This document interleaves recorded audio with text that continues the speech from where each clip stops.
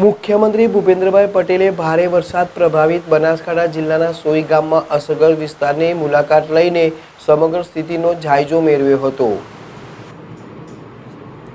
મુખ્યમંત્રી ભૂપેન્દ્ર પટેલે ભારે વરસાદ પ્રભાવિત બનાસકાંઠા જિલ્લાના સોઈ ગામના અસરગ્રસ્ત વિસ્તારોની જાત મુલાકાત લઈને સમગ્ર પરિસ્થિતિનો જાયજો મેળવ્યો હતો।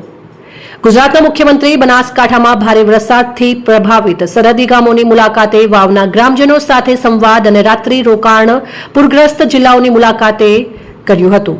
આજે ગુજરાતના મુખ્યમંત્રી ભૂપેન્દ્ર પટેલ પહોંચ્યા હતા, જ્યાં તેમણે ન માત્ર પૂરગ્રસ્ત વિસ્તારોમાં ફર્યા હતા પરંતુ સ્થાનિક લોકો સાથે સંવાદ પણ કર્યો હતો। તેમને પડેલી મુશ્કેલી આ ઉપરાંત તેમને મળેલી સરકારી સહાય, પાક સહાય સહિતની બાબતોની પણ ચર્ચા કરી હતી। મુખ્યમંત્રી ભૂપેન્દ્ર પટેલે ભારે વરસાદ પ્રભાવિત બનાસકાંઠા જિલ્લાના સોઈ ગામના અસરગ્રસ્ત વિસ્તારોની જાત મુલાકાત લીધી હતી અને સમગ્ર સ્થિતિનો જાયજો મેળવ્યો હતો।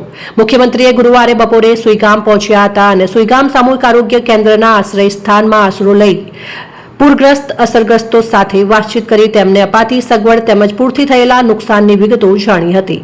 સરકાર આ પૂરની પરિસ્થિતિમાં તેમની ખડે પગે હોવાનો અહેસાસ કરાવ્યો હતો।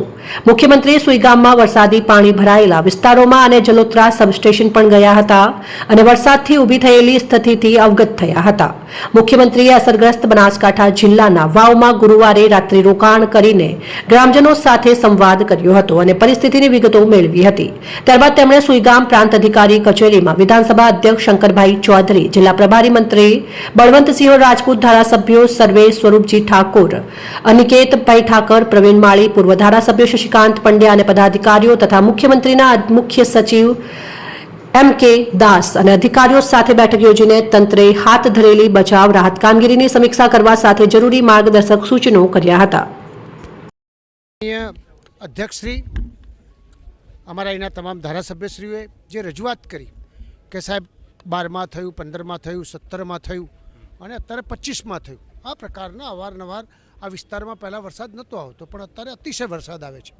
તો આદરણીય મુખ્યમંત્રીશ્રીએ માન્ય અધ્યક્ષશ્રીના કહેવાથી આજે એવું નક્કી કર્યું છે કે જલ્દીમાં જલ્દી આ વિસ્તારનો એક રિપોર્ટ બને અને આમાં જે કોઈ સરકારે ખર્ચો કરવો પડતો હોય, મોટું પેકેજ આપવું પડતું હોય, પણ આ વિસ્તારની અંદર કાયમી વરસાદનું પાણીનો નિકાલ થાય એ પ્રકારનું સરકારે મોટું ખરેખર એક નિર્ણય કર્યો છે। અમે બધા ગુજરાતના મુખ્યમંત્રીશ્રીનો ખૂબ આભાર માનીએ છીએ।